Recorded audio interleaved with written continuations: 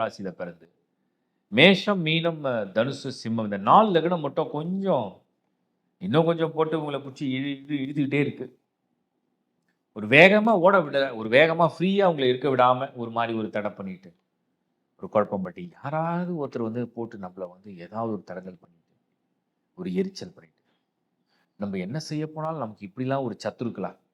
இப்படிலாம் ஒரு எதிரிகளா? இப்படிலாம் ஒரு குழப்பவாதிகளா? அப்படிங்கிற மாரி ஒரு ஃப்ரீ ஃப்ளோ லைஃப் இல்லாம, ஒரு மாரி ஒரு halt and go, halt and go, halt and go மாரியே ஒரு சூழ்நிலைய இந்த கும்பம் வந்து இந்தந்த லக்னங்கள்லாம் பண்ணும்.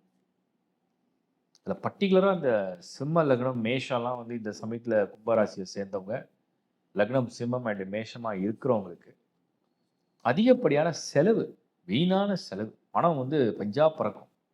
வரவு அதிகம் வருதோ இல்லையோ, செலவு மட்டும் வரும். அதுக்கு நெறைய பேர் கடனும் வாங்குவாங்க.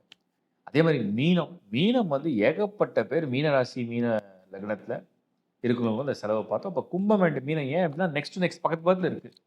குளோஸா டிராவல் பண்ணுது. ஸோ இந்த வருஷம் 2025ல பல வகையில, ஒரு பல மடங்கு, ஒரு நல்ல பாசிட்டிவான விஷயத்த கும்பராசிக்காரர்கள் பார்க்க முடியும். ஏன்னா, அந்த சனி வெறும் சனி டிரான்சிட் மட்டும் கிடையாது. சனிக்கு ஸ்கொயர்ல வந்து குரு பொசிஷன் எடுப்பார். மிட் ஆஃப் 2025ல. ஸோ அதெல்லாம் வந்து ஓரளவுக்கு நல்ல ஸ்டேட்டஸா காமிக்குது. ராகு ஃபர்ஸ்ட் ஹவுஸ்ல வரும். பட் அங்க குரு பார்வை விழுந்துரும். அதனால குழப்பமும், தெளிவும் கலந்து தான் நிக்கும்.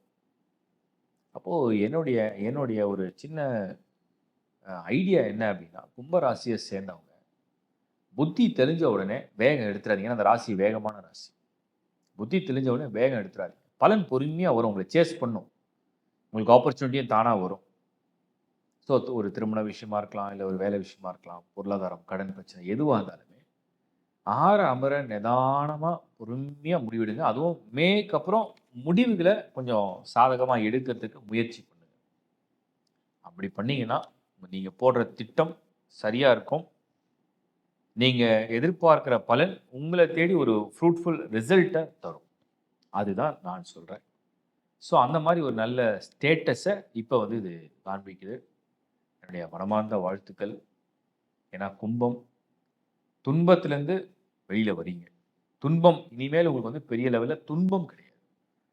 ஸோ கும்பம் ஒரு பாசிட்டிவ் சார்ஜ். Good luck.